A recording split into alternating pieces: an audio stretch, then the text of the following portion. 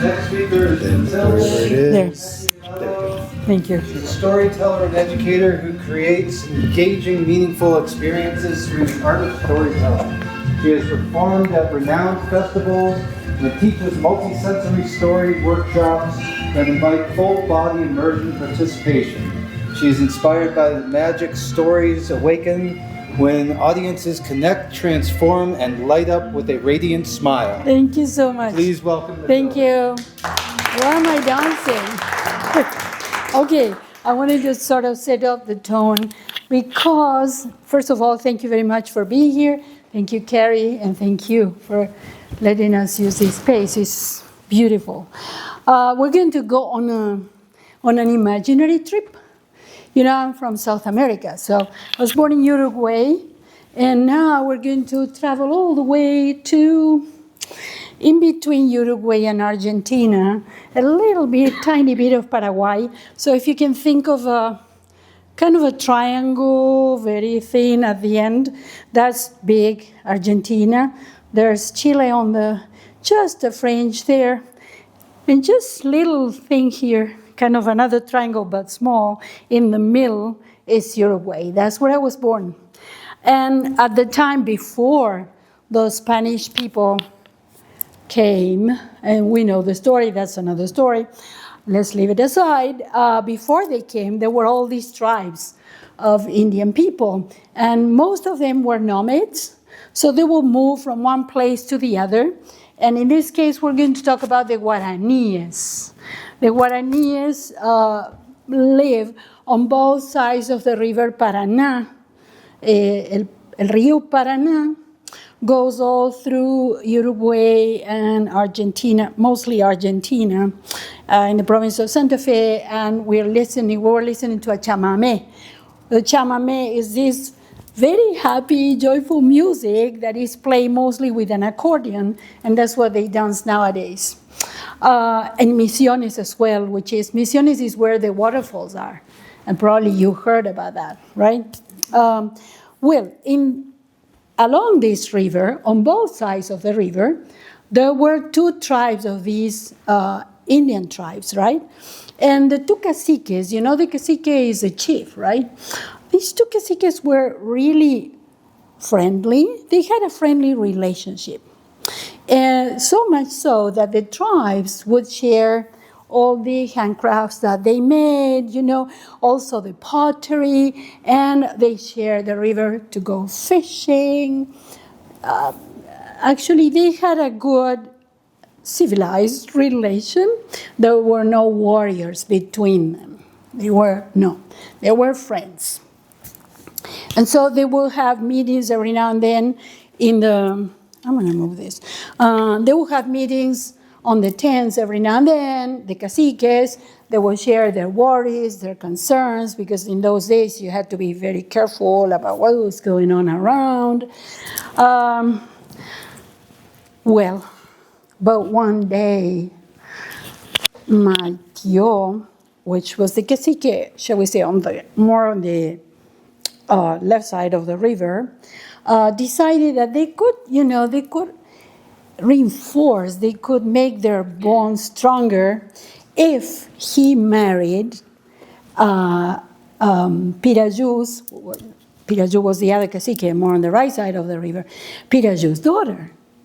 So when the meeting was about to end and everything was going fine, and they had a friendly conversation, they had solved some issues that they needed to, he asked for Piraju's daughter in matrimony and explained, look, he said to Piraju, I believe and I value very much the strong bond that we have, and it could get stronger if I marry your daughter.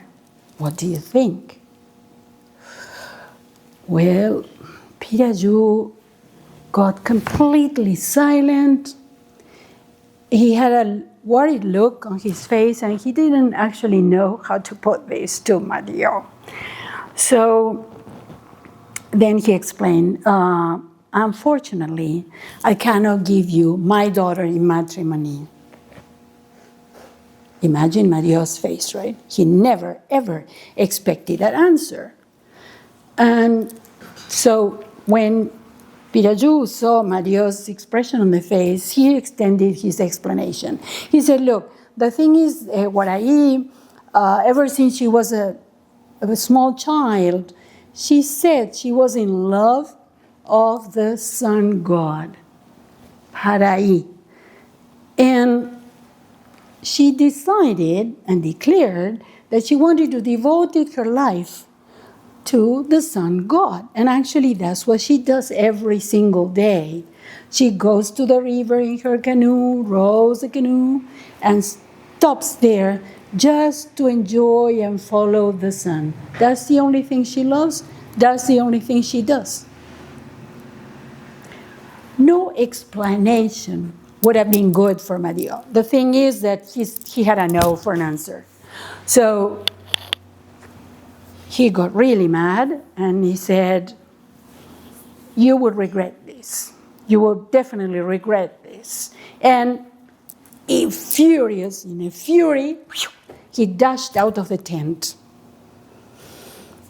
Well, what can I say? Piraju was really, really worried because this was not a good thing to happen, and he was not expecting this reaction. So he was thoughtful and very worried about his people and his daughter mainly. So days passed, nothing happened. Days passed, nothing happened. And one day, when the daughter was in the middle of the river, she was enjoying the sunset as she did every single day. Suddenly, she started to feel uneasy, like something, you know, when you have this feeling that something is going to happen. And so she heard something, and when she turned around, she saw the fire flames right at the place where their tents were. So she got terrified, and she started rowing as fast as she could all the way to the shore of the river. And as she was about to step out of her canoe, she felt something grabbing her that she couldn't move. She couldn't move at all. She felt like, oh God. And so that was Mario grabbing her and telling her, you better pray to your God, because not even your God is going to save you. She was terrified. She was really terrified. She started praying to her godson, right? Oh, please, please, godson, please help me. Help me and my people. Don't let Mario get away with his anger and revenge. Please, please, please. And as she was praying, suddenly a whirlwind of sun rays came all the way, and thus she disappeared. Imagine Mario. He was shocked. He didn't understand what had just happened and where the girl was. He didn't know what to do.